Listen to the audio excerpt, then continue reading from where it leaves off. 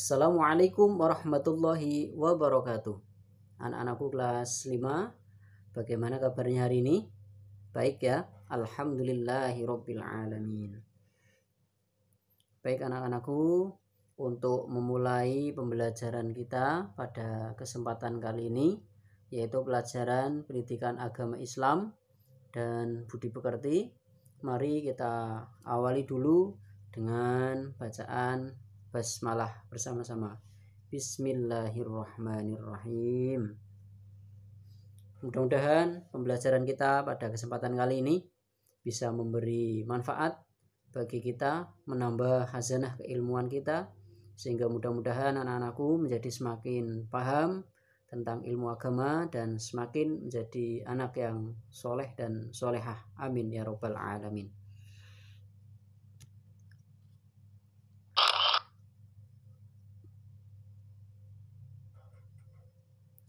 Untuk pelajaran kali ini, pada kesempatan kali ini, pelajaran kedua, kita akan belajar berkaitan dengan makna kandungan surat At-Tin. Ya, jadi yang sebelumnya kita sudah belajar tentang surat At-Tin, sudah kita latihan menulis, kemudian membacanya. Pada kesempatan kali ini kita akan belajar tentang makna kandungannya.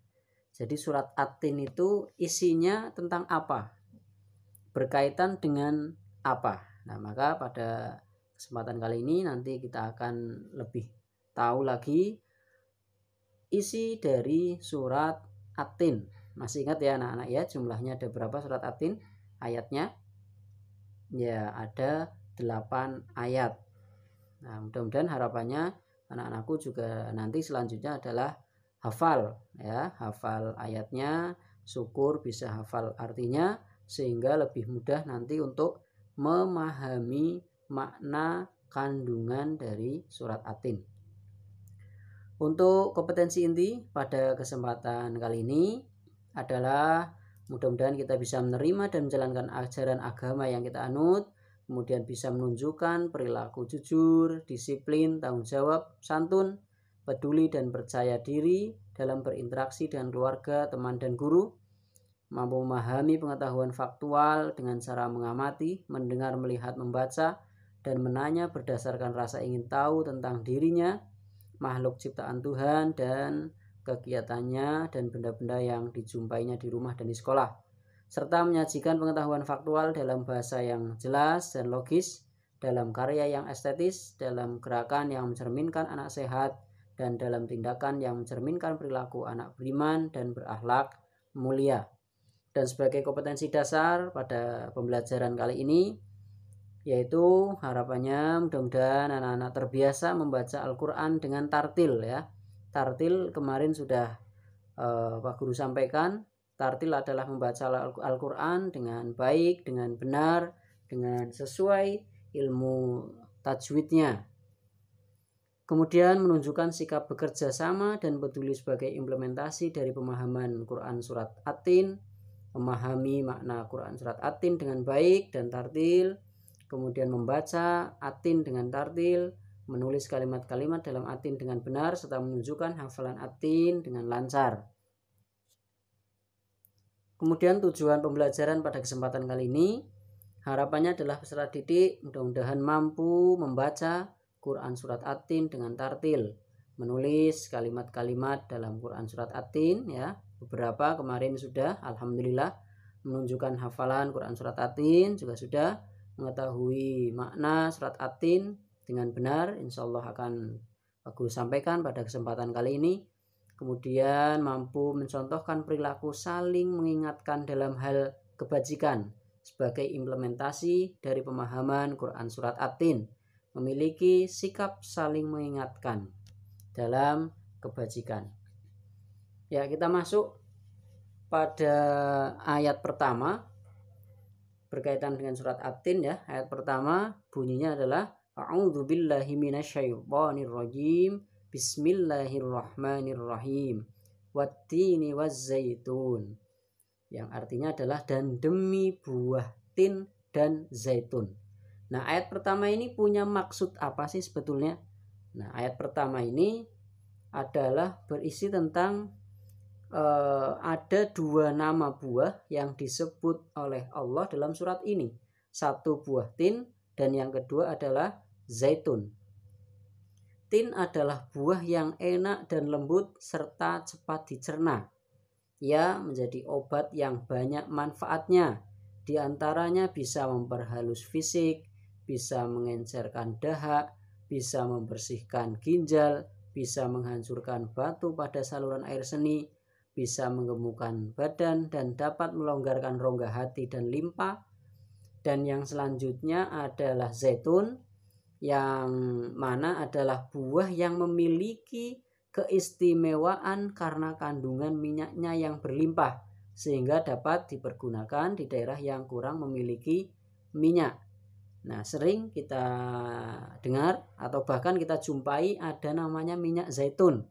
Ya, itu ya. Itu juga untuk kulit, juga bisa untuk termasuk mengobati sakit gigi. Nah, jadi 2 buah ini yang disebutkan oleh Allah dalam surat At-Tin ternyata bukan buah sembarangan, melainkan buah yang punya banyak manfaat yang bisa manusia gunakan untuk keperluan kesehatan serta kebutuhan tubuh kita. Sedangkan ayat yang kedua bunyinya bagaimana anak-anak ayat kedua? Ya, waturi sinin. Ya, waturi sinin dan demi bukit Sinai atau semenanjung Sinai. Ayat kedua ini menjelaskan kepada kita ada suatu tempat yang memang menjadi termasuk tempat yang diistimewakan ya. Jadi Gunung Sinai itu kalau secara letaknya terletak di semenanjung Sinai, yaitu lintasan antara tanah Mesir ke Israel, Arab dan Mesopotamia. Gunung setinggi kurang lebih 2285 meter ini juga dikenal dengan nama Jabal Musa atau Gunung Nabi Musa. Kenapa disebut demikian? Karena tempat ini Nabi Musa menerima wahyu pertama dan diangkat menjadi rasul oleh Allah Subhanahu wa ta'ala. Dan kemudian termasuk Nabi Muhammad pada malam Mi'raj ya, peristiwa Isra Mi'raj, Rasulullah Muhammad sallallahu alaihi wasallam berhenti sejenak atau berhenti sebentar di tempat ini di Jabal Musa ya, di semenanjung Sinai ini, dan melaksanakan sholat sebagai penghormatan beliau pada kesucian tempat tersebut. Karena yang tadi sebelumnya tempat ini pernah menjadi tempat di mana Nabi Musa menerima wahyu ya, dan kemudian diangkat menjadi rasul. Maka Nabi kita Muhammad Shallallahu Alaihi Wasallam juga pernah singgah, pernah mampir di tempat ini untuk menunjukkan sikap penghormatan kepada tempat yang memang dianggap suci ini. Dan kemudian pada ayat ketiga bunyinya bagaimana? Ya, wahazal baladil amin. Nah, pada ayat ketiga ini menjelaskan kepada kita ada kota yang disebut sebagai kota yang aman. Ini Allah yang menyebut ya, wahadzal baladil amin. Kota yang aman itu apa? Kota yang aman itu adalah kota Mekah. Ya, Makkatul Mukarramah. Kota ini disebut dengan kota yang aman karena siapapun yang memasukinya terjaga keamanan dan keselamatannya. Kota Mekah juga disebut sebagai Ummul Qura, dari tanah yang aman dan tanah yang aman. Kota ini banyak menyimpan sejarah sejak zaman Nabi Ibrahim. Ya, pada pembelajaran sebelum-sebelumnya sejarah tentang Ka'bah, tentang Nabi Ibrahim di mana? Ya di Mekah ini. Ka'bah pertama dibangun oleh Nabiullah Ibrahim alaihis salam. Jadi Mekah ini punya cerita, punya sejarah yang luar biasa.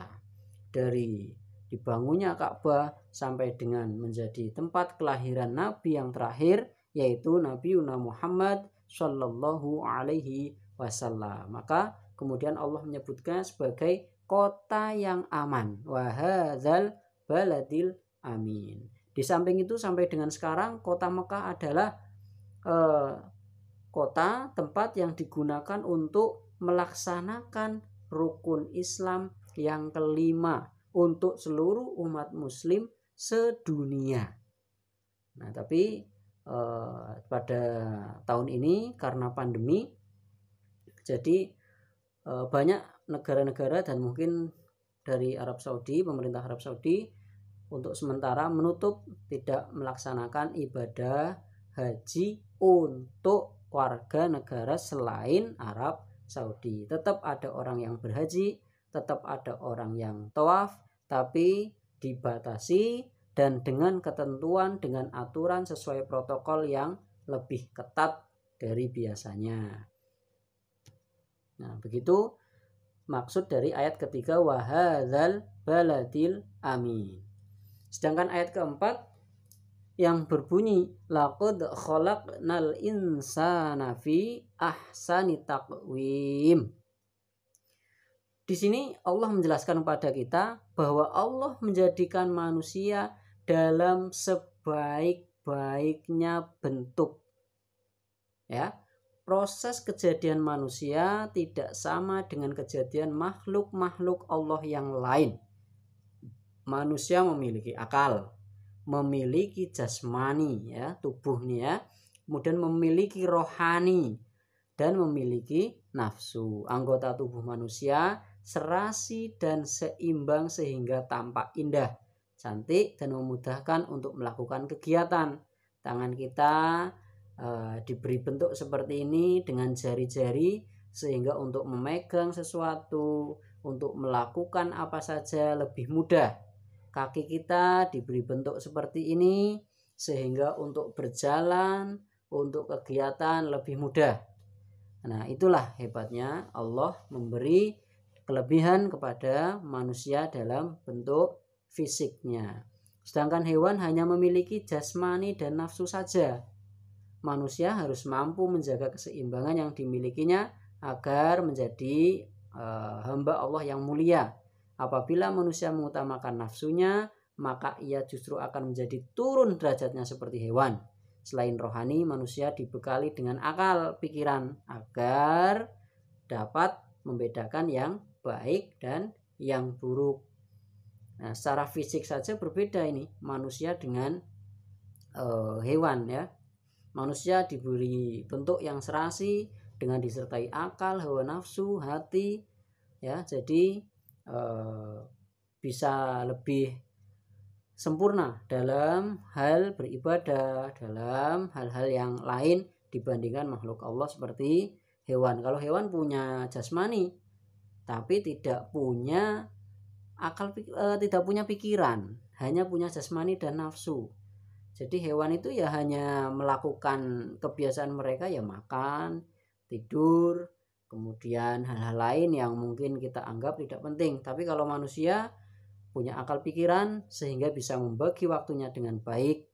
Kalau kita sebagai pelajar, maka kita harus lebih pintar-pintar membagi waktu. Kapan waktu untuk belajar, kapan waktu untuk membantu orang tua, kapan waktu untuk beribadah, kapan waktu untuk bermain, sehingga waktu kita tidak terbuang sia-sia. Bukan hanya makan, tidur, bermain, tapi juga hal-hal lain yang lebih bermanfaat. Sedangkan ayat yang kelima bunyinya bagaimana anak-anakku? Ya, thumma radadnahu asfala safilin. Nah, ayat kelima ini mengisyaratkan kepada kita, memberi penjelasan kepada kita, ya, Allah mengingatkan kepada kita sebagai manusia, sekalipun kita ini sempurna, tetapi dapat turun derajatnya tadi, menjadi hina karena pengetahuan, sikap dan perilaku kita apabila telah keluar dari aturan yang telah ditetapkan oleh Allah Subhanahu wa ta'ala melalui Rasulnya. Jadi manusia memang lebih sempurna, tapi juga menjadi turun derajatnya, bisa menjadi hina, bahkan lebih hina dari hewan jika kita punya sikap yang justru tidak baik, mempunyai perilaku yang justru melenceng dari syariat-syariat agama Allah, bahkan bisa lebih hina. Maka manusia yang seperti itu bisa kal an'am, ya, seperti hewan, balhum adol, bahkan bisa lebih hina kalau kita punya sikap yang justru tidak sesuai dengan syariat-syariat, tuntunan-tuntunan yang sudah disampaikan oleh Allah lewat Rasul-Rasulnya. Ya, jadi jangan sampai kita sudah jadi makhluk yang sempurna, ya, secara fisik, rohani, sudah ada akal pikiran, tapi kemudian malah justru kita pengetahuan kita tidak perhatikan, sikap tidak kita perhatikan, tidak dilakukan dengan baik, bisa-bisa naudzubillah summa naudzubillah, mudah-mudahan tidak, ya, tidak seperti apa yang disampaikan di sini, lebih hina dari hewan. Naudzubillahi min dzalik. Nah, sedangkan ayat ke-6 bunyinya bagaimana? Illalladzina amanu wa 'amilus sholihati falahum ajrun ghairu mamnun. Ayat ke-6 ini menjelaskan pada kita, mempunyai kandungan maksud bahwa orang-orang yang tidak pernah hina. Nah, kalau tadi orang yang sempurna tapi kemudian karena melakukan hal-hal yang membuatnya menjadi hina, bahkan lebih hina dari hewan, maka di sini orang-orang yang tidak pernah hina adalah mereka yang mau beriman dan mau melaksanakan amal soleh, mau melakukan amal baik. Orang yang demikian itu akan selamat dari kehinaan dunia dan akhirat. Bukan hanya beriman, aku beriman pada Allah, aku beriman pada Rasul, pada malaikat, pada kitab, pada hari akhir, tapi kemudian apa? Tidak mau melakukan perintah Allah, tidak mau sholat, tidak mau berbuat baik. Nah, maka itu juga percuma. Maka keduanya ini harus saling mengikuti, beriman dan juga beramal soleh. Beramal soleh itu apa? Amal yang baik. Nah, ya, jadi perbuatan baik itu bukan hanya sholat, bukan hanya zakat, bukan hanya puasa, tapi membantu orang lain, memberikan sedekah. Intinya kita bisa membantu yang membutuhkan selain tidak merugikan orang lain, syukur-syukur bisa meringankan beban orang lain, maka itu termasuk amal soleh. Nah, kalau di rumah apa bisa? Bisa membantu orang tua, amal soleh. Berbakti pada orang tua, amal soleh. Berkata baik kepada orang tua, amal soleh. Menuruti perintahnya kepada orang tua, amal soleh. Tidak melawan omongannya, termasuk amal soleh. Mendengarkan nasihatnya, termasuk amal soleh. Nah, jadi mudah-mudahan kita termasuk bagian dari orang yang disebutkan pada ayat ke-6 ini, ya, beriman dan juga beramal soleh. Pada ayat ke-7 menjelaskan kepada kita, bunyinya bagaimana ayat ke-7?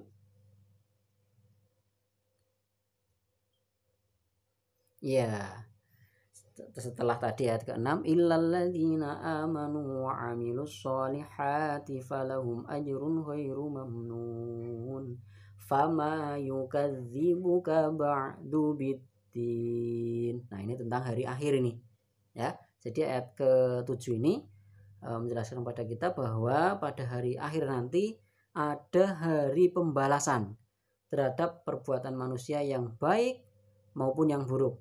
Manusia seharusnya tidak meragukan adanya hari pembalasan dari Allah, karena Allah sudah menunjukkan bukti-buktinya. Allah memberikan akal kepada kita untuk berpikir tentang ciptaannya dan hati untuk merasakan iman.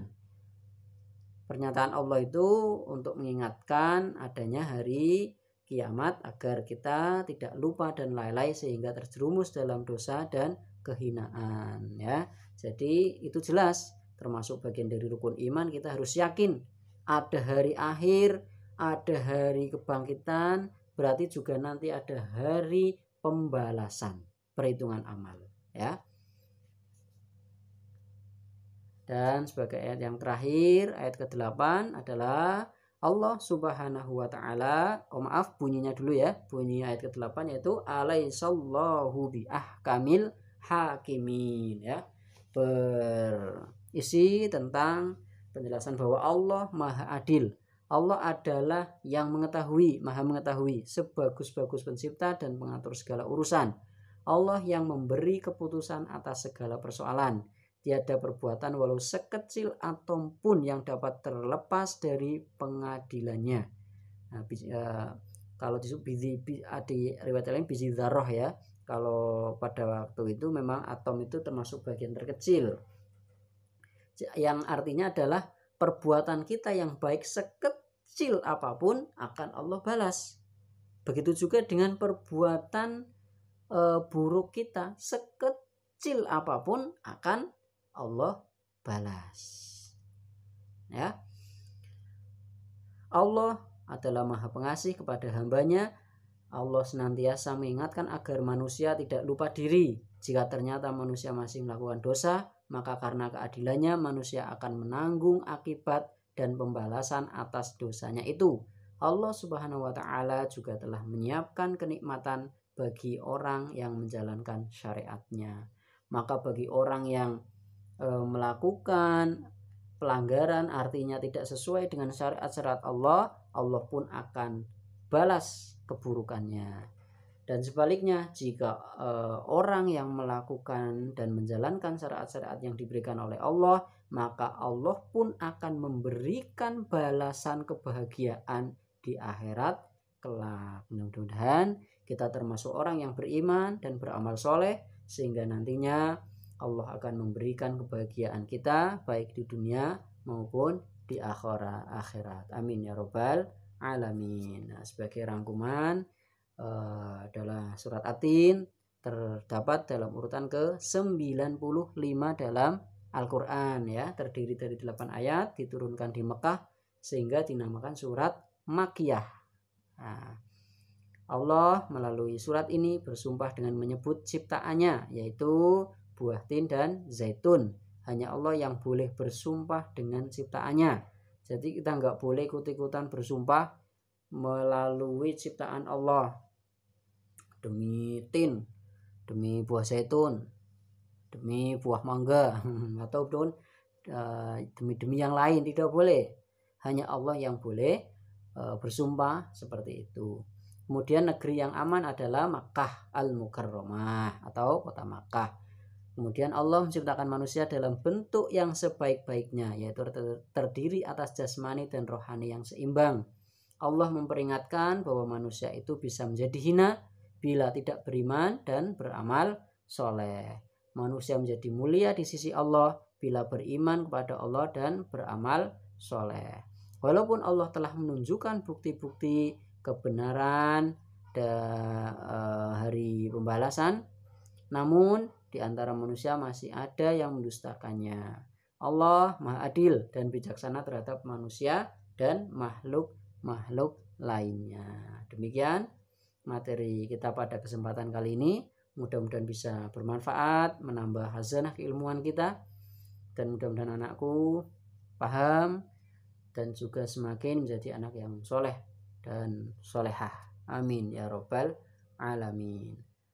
Ingat, tetap semangat belajar, tetap semangat beribadah walaupun dari rumah. Kurang lebihnya mohon maaf jika ada salah ya. Bila taufik wal hidayah. Wassalamualaikum warahmatullahi wabarakatuh.